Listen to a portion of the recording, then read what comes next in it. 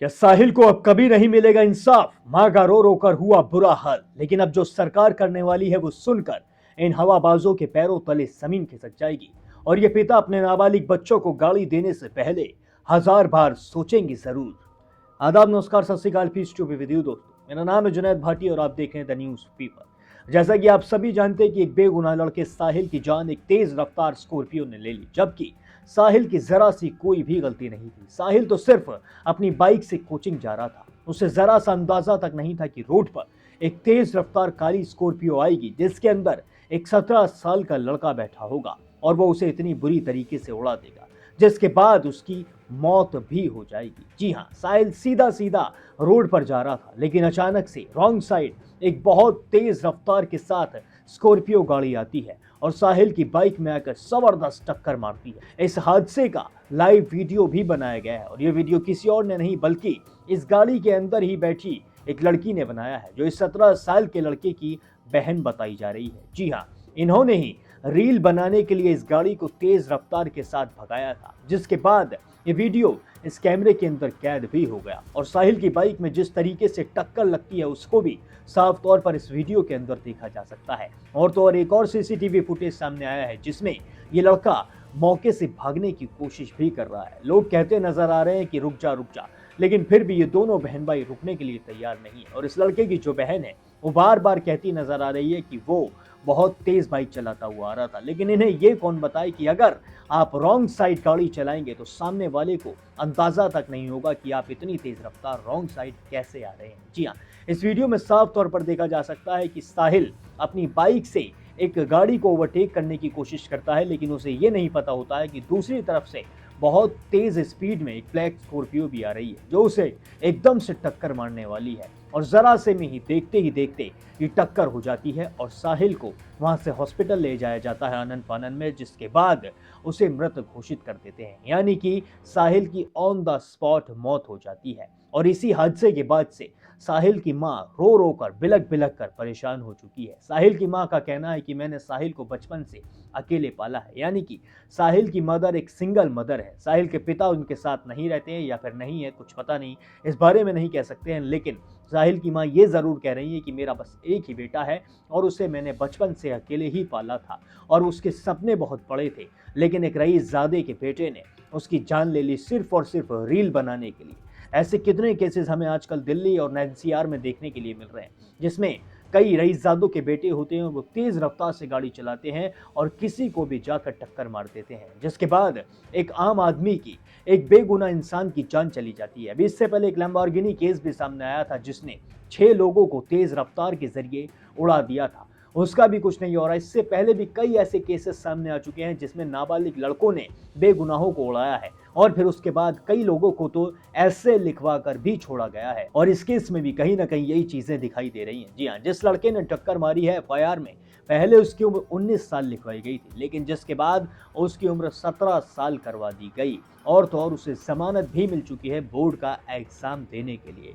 और यही सब देखकर साहिल की मां बिलक बिलक कर रोती नजर आ रही है। आप पहले सुनिए कि साहिल की मां का क्या कहना है। मेरा बेटा अपने ऑफिस से 200 मीटर ही दूर था।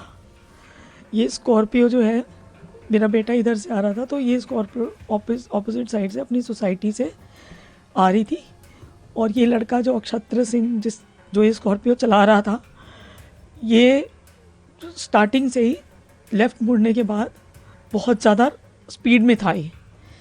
और ये जो है, ये उस दिन जो एफआईआर हुई है उसके हिसाब से उस दिन बताया गया एफआईआर में कि ये 19 साल का है, तो ये 18 साल से ऊपर का है एज़ पर एफआईआर। उस दिन की एफआईआर, बाद में इसको जुवेनाइल बताया गया, लेकिन उस दिन एज़ पर एफआईआर इसको 19 साल का बताया गया था। और पैसेंजर सीट पर इसकी बहन थी। ये लोग अपने घर से फ़न रील्स बनाने के लिए निकले थे, स्पीड वाली रील्स ही बनाए थे इन्होंने। वो जो रील बनाई है उसमें क्लियरली इनकी स्पीड दिखाई दे रही है, पता चल रहा है कि कितनी स्पीड, क्योंकि जब मुड़ा है सोसाइटी से, मुड़ते ही इसने फुल एक्सीलेटर दे रखा है अपनी गाड़ी पे। इसकी सिस्टर जो पैसेंजर सीट साथ में बैठी थी वो रील्स बना रही थी और इनका ध्यान दोनों का रील पर था। और ये बिल्कुल ऑपोजिट लेन में बस, अब जिस लेन में बस आ रही है, जो हमने देखा है कि सामने वाली लेन में जो ऑपोजिट लेन है उधर से एक बस आ रही है, वो बहुत धीरे आ रही है बस, तो ये लड़का बिल्कुल ऑपोजिट लेन में ड्राइविंग कर रहा है। ऑपोजिट लेन में आने की वजह से इसने क्या किया है कि जो बस धीरे धीरे चल रही है तो बस के बिल्कुल सामने आकर इसने जो है बिल्कुल बस के सामने आकर एकदम ऐसे स्टंट मारा है, बिल्कुल बस के पास आके। मतलब बस वाले ने भी अपने आप को धीरे कर लिया इससे बचाने के लिए, और उसके आगे बस के मुंह के सामने से इसने लेफ्ट कट मार के स्टंट मारा है। वो स्टंट मारने की वजह से, क्योंकि मेरा बेटा बस के पीछे था, वो अपनी लेन में चल रहा था तो बस के पीछे था और बस धीरे धीरे चल रही थी। वो धीरे चलने की वजह से मेरे बेटे ने राइट साइड थोड़ा सा देखने की कोशिश की है कि जगह है कि नहीं, क्योंकि बस के लेफ्ट साइड में एक ई रिक्शा भी था, लेफ्ट साइड में भी जगह नहीं थी। एक ई रिक्शा चल रहा है उसके पैरेलली पीछे बिल्कुल ब्लॉक करके लेफ्ट साइड को। तो वो येलो कलर की बस आ रही थी, इसने बिल्कुल उस बस के सामने ले जाके स्टंट मारा है इस तरह से लेफ्ट में। और इसकी स्पीड इतनी ज़्यादा थी कि जैसे इसने वो स्टंट मारा है तो मेरा बेटा जो बस के पीछे था उसने राइट साइड देखने की कोशिश करी है, इतनी देर में उसने उसको उड़ा दिया। इसका एक्सेलरेशन इतना ज़्यादा था कि उसको उड़ाने के बाद भी इसने ब्रेक नहीं मारे। ब्रेक ना मार के इसने और ज़्यादा एक्सेलरेशन दे दिया, और लेफ़्ट साइड में कोई कैब वाला आगे खड़ा था, वो खाना खा रहा था और रेस्ट कर रहा था वहाँ पे, और उस कैब वाले के आगे एक और बस खड़ी थी। तो इनका हिट इतना ज़्यादा था, इतनी स्पीड ज़्यादा थी कि इसने उसको जो है गाड़ी को जब हिट किया पीछे से तो वो गाड़ी पूरी पिचक गई पीछे से, और वो इतनी आगे चली गई कि वो बस में जाके भी घुस के और वो पूरी पिचक गई। और वो जो कैब ड्राइवर था उसकी पसलियाँ टूट गई हैं, उसका सिर फटा है, उसको बहुत चोट आई है, और पूरी गाड़ी आप देख सकते हैं फोटोज़ वीडियोज़ में, पूरी गाड़ी जो है पिचकी हुई है। और वो जो बस खड़ी हुई थी वो कैब का हिट लगने से लोगों ने बताया वहाँ पे कि वो 4 फुट वो भी पीछे चली गई थी। वो बस वाला वहाँ से भाग गया क्योंकि शायद वो कंट्रोवर्सी में नहीं पड़ना चाहता था। वो बस वाला वहाँ से चला गया लेके, लेकिन जो टैक्सी वाला था वो इस हालत में ही नहीं था, पब्लिक ने उसको निकाला बाहर। तो इन्होंने जो है इनका एक्सेलरेशन, मेरे बेटे को हिट करने के बाद भी इसकी स्पीड ना, इसने ब्रेक मारा, फिर इसने टैक्सी वाले को मारा, टैक्सी वाले से बस भी हिट हो गई, पर इनकी जो है स्पीड नहीं रुक रही थी। और वो पैसे के दम पे सिस्टम को अपने हिसाब से मोड़ सकते हैं। ये ऐसे लोगों की मेंटालिटी दिखाता है, क्योंकि इस लड़के के पहले भी बहुत सारे ओवर स्पीडिंग के चालान हैं, उसके बाद भी इसके बाप ने इसको रोका नहीं है, उसके बाद भी इसके पास कंटिन्यू गाड़ी है, ये बार बार गाड़ी लेके रोड पे निकल रहा है, इतने सारे इसके ओवर स्पीडिंग के दिल्ली के चालान हैं, उसके बाद भी इसके बाप के ऊपर भी अभी तक कोई एक्शन नहीं हुआ, हमारे पास कोई रिपोर्ट नहीं आई है उसकी। और इन लोगों को लगता है कि हम पैसे के दम पे कुछ भी मनमानी कर सकते हैं, रोड पे जाके कुछ भी फन एक्ट कर सकते हैं। तो इस तरह से तो जो रोड पे चलने वाले बच्चे हैं वो सेफ नहीं है।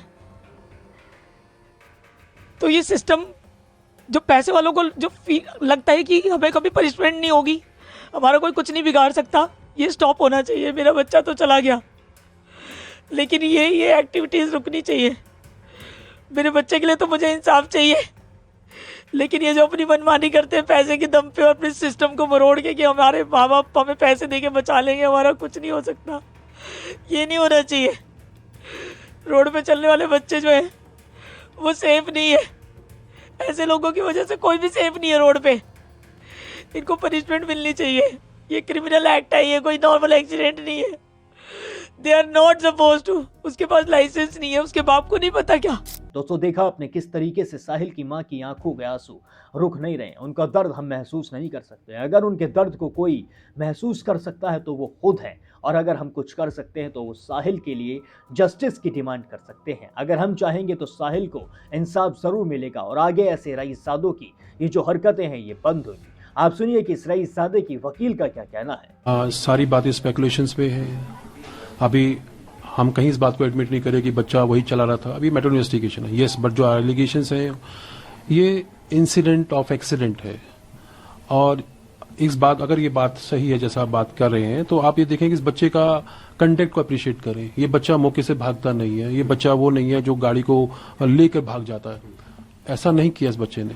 ये फैमिली ऐसी नहीं थी जिसने बच्चे को, इस केस को कहीं से कवर अप करने की कोशिश की, मैन अप करने की कोशिश की, कुछ नहीं। आपको बुलाया पुलिस स्टेशन में, बच्चे को पेश किया पुलिस स्टेशन में, पूरी रात बिठा के रखा, पेरेंट्स को पूरी रात बिठा के रखा। नेक्स्ट डे उन्होंने बोला कि आपको बोर्ड में पेश करना है। हमने बच्चे को टाइमली बोर्ड में पेश किया।